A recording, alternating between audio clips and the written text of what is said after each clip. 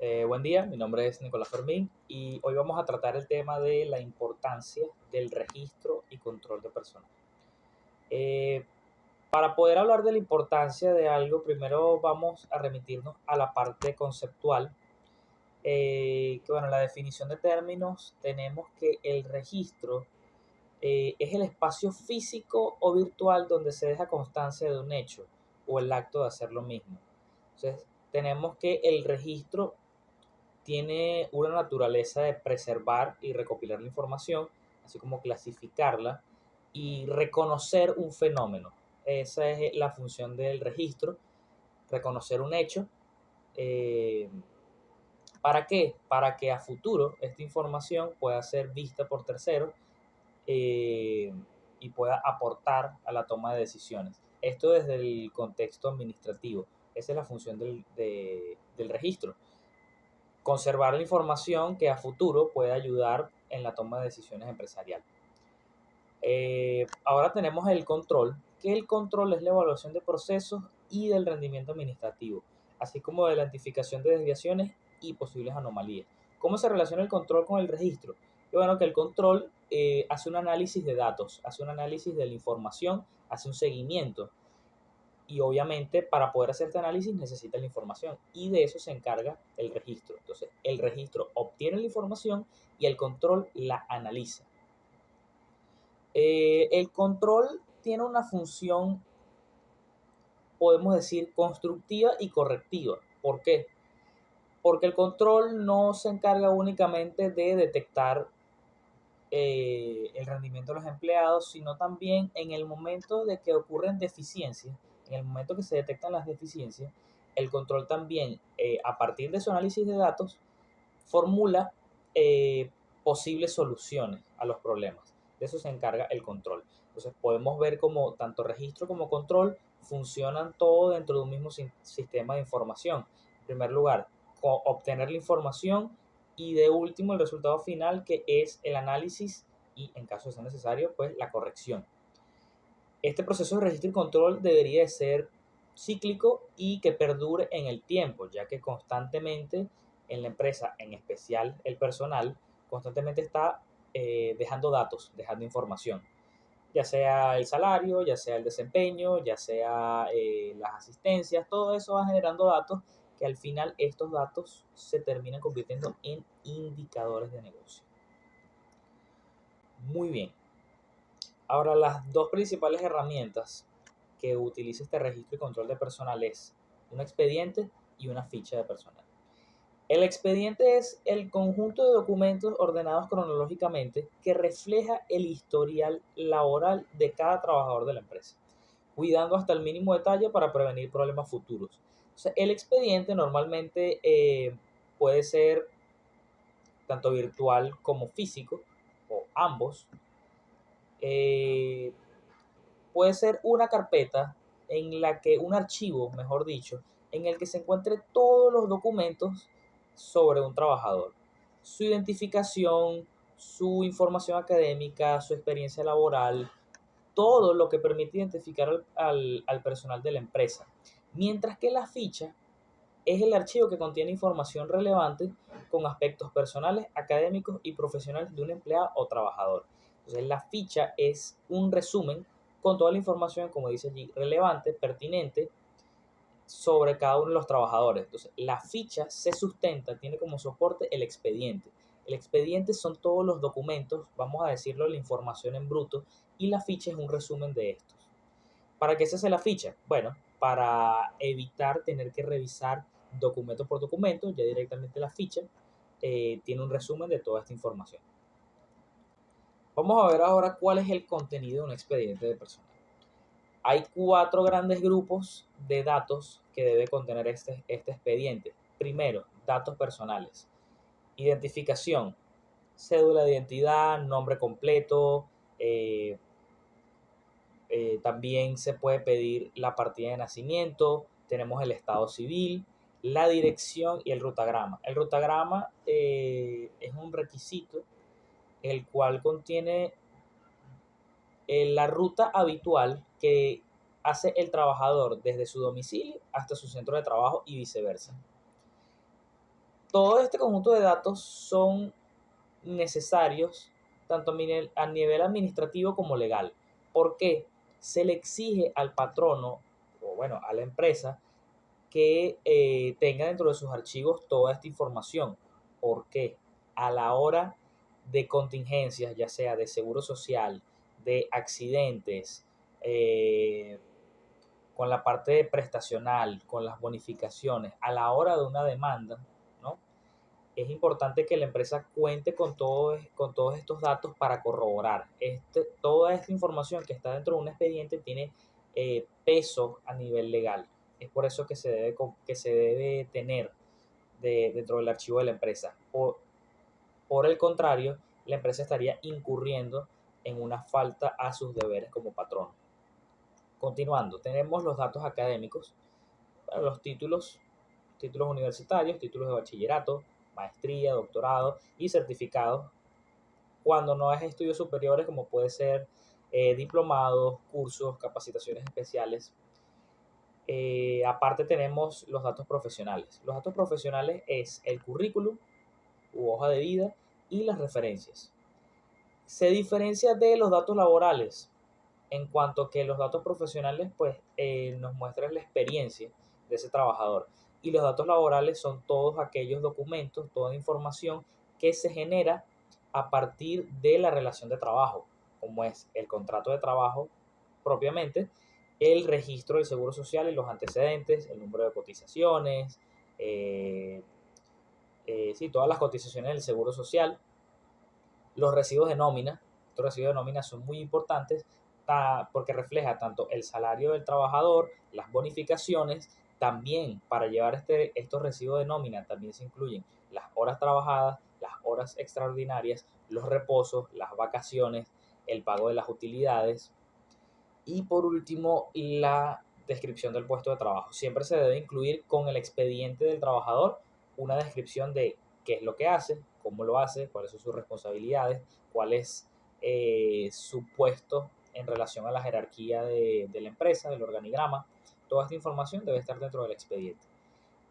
Y la ficha de personal, aquí tenemos un ejemplo de un formato de ficha de personal, como pueden ver en una sola página, en un formato ya preestablecido, se puede vaciar toda esta información. La identificación, la información sobre el puesto, toda la información del expediente, o al menos la más relevante, se vacía dentro de esta ficha de personal. Y bueno, hay un tercer tipo de herramienta de gestión de personal y de registro y control, que es la plantilla de trabajadores. Esta plantilla es el documento digital y o físico en el que sistemáticamente se enumeran y organizan los distintos empleados de una empresa. ¿En qué se diferencia esta plantilla del expediente? Pues que el expediente es individual y la plantilla es general. ¿Qué queremos decir con esto? Que la plantilla tiene una forma de base de datos en la cual se listan la información de todos los empleados en una sola base de datos, en un solo archivo, en una sola plantilla. ¿Para qué nos sirve esto? Bueno, a la hora de hacer el procesamiento y tabulación de datos, cuando se quiere sacar estadísticas, cuando se quiere hacer análisis cuantitativos, no se va a revisar expediente por expediente. Lo ideal es que haya una plantilla maestra en la cual ya esté vaciada allí toda la información. Un caso de esto, aquí podemos ver un ejemplo de lo que sería una plantilla simple, ¿no? La información, bueno, va a depender de la empresa, pero como norma general, nombres, el tipo de contrato, cuál es el cargo, cuál es el puesto que está ocupando, cuál es el salario, se puede incluir el teléfono o dirección, la fecha de incorporación y también se puede incluir la jerarquía, cuáles son las relaciones, ya esto va a depender del tipo de empresa, la información que se quiera tener aquí, las horas trabajadas, el control de las asistencias, toda esta información tiene que ver con la plantilla. ¿Y de qué nos sirve esta plantilla? Bueno, aquí podemos ver el índice de rotación de personal, que es una de las métricas, una de las estadísticas más importantes para la empresa y para el área de recursos humanos en general, ya que permite definir cuántas personas entran y salen de la empresa en un periodo determinado. ¿Para qué nos sirve esto? Bueno, es importante conocer cuál es el porcentaje de personas que en un intervalo de tiempo salen. O sea, cada cuánto, en qué proporción yo cambio de personas de mi empresa, porque recordemos que lo ideal es retener el talento, retenerlo y no que constantemente tengamos que incurrir en costes de reclutamiento y selección, de inducción, porque no es viable para la empresa. La fórmula para el cálculo de rotación de personal es el número de salidas dividido en el promedio de empleados en ese periodo. ¿Cómo se calcula ese promedio? Aquí podemos ver que es el número de empleados al inicio del periodo más el número de empleados al final del periodo, esta operación dividida en dos, es decir, la mitad. Esto nos da el promedio de empleados. Entonces, dividimos el número de salidas entre el promedio y eso lo multiplicamos por 100 para que nos dé el porcentaje. Para ilustrar esto de mejor manera, vamos a ver un ejemplo.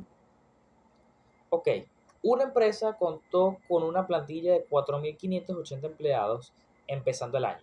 Durante ese periodo registró 70 entradas y 44 salidas. Lo primero debemos identificar qué información de aquí me sirve para hacer el cálculo. Lo primero es el número de salidas, que son 44, ya lo tenemos aquí. Luego tenemos para calcular el promedio, el número de empleados al inicio, que es 4.580, y nos quedaría el número de empleados al finalizar el periodo. No nos lo dice directamente, pero ya teniendo en cuenta las entradas y salidas, hacemos los cálculos y esto nos da que el número de empleados al final del ejercicio es de 4.560. Entonces, una vez que tenemos esta información, el paso número 2 es calcular el promedio de empleados. Entonces sería 4.580 más 4.560 entre 2, lo que nos da 4.570. Como último paso, aplicar la fórmula del cálculo. Entonces, decimos que la rotación de personal es igual a 44, número de salidas, dividido entre 4.570 por 100. Esto nos da un 0,9%, es decir, casi un 1% de rotación de personal, lo cual es un índice bastante bajo, bastante bajo. Y esto lo podemos comprobar intuitivamente. Al comenzar tenían 4.580 y al finalizar 4.560, entonces solo hubo una pérdida de 20 personas, que cuando estamos hablando de miles de empleados, pues en realidad es un porcentaje bastante insignificante realmente.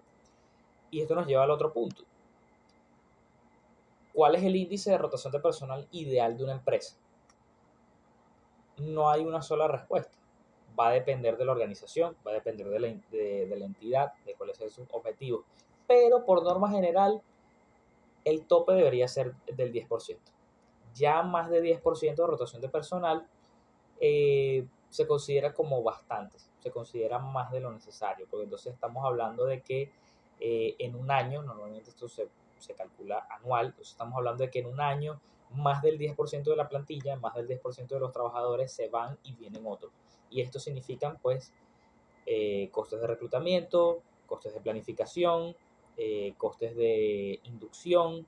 Entonces todo esto pues influye, ¿no? Y sin contar que normalmente un trabajador tarda de 6 a 12 meses en realmente incorporarse y acostumbrarse a su puesto de trabajo. Entonces lo ideal es mantener ya esos puestos, esos empleados que ya son de confianza, ese talento, ¿no? Retenerlo allí para poderlo seguir trabajando a lo largo del tiempo. Entonces, bueno, esos serían todos los puntos. Ahora quedaría hacer una conclusión, una síntesis general de entonces por qué es importante el registro y control de personal. Bueno, para una empresa constantemente están planteando objetivos, tomando decisiones. De eso se trata, digamos, la alta gerencia, ¿no? Se encarga de eso.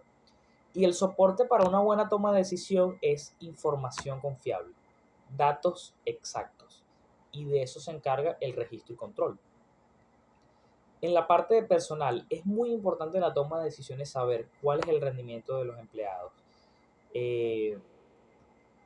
¿Cuál es el índice de deserción laboral? Es decir, ¿cuántos de los empleados se van de forma temprana? ¿Cuál es el porcentaje de retención? Toda esta información, rangos por edades, el conjunto de salarios, cuáles son los costes por salario. También conocer un poco cuál es el clima de la organización. Si a nivel cultural las personas que están en la empresa compaginan con, digamos, los valores de la empresa. Toda esta información es relevante en la toma de decisiones, porque no hay que olvidar que el principal atributo, el principal recurso, el principal impulso de la empresa son sus trabajadores, porque los colaboradores son los encargados de transformar los objetivos y las estrategias en resultados. Y el registro y control se trata de llevar un seguimiento de que los trabajadores de verdad están cumpliendo con su trabajo y para futuro poder plantear soluciones viables de negocio que puedan o solucionar problemas o contribuir al desarrollo continuo de la organización. Sin más que añadir, muchas gracias por su atención.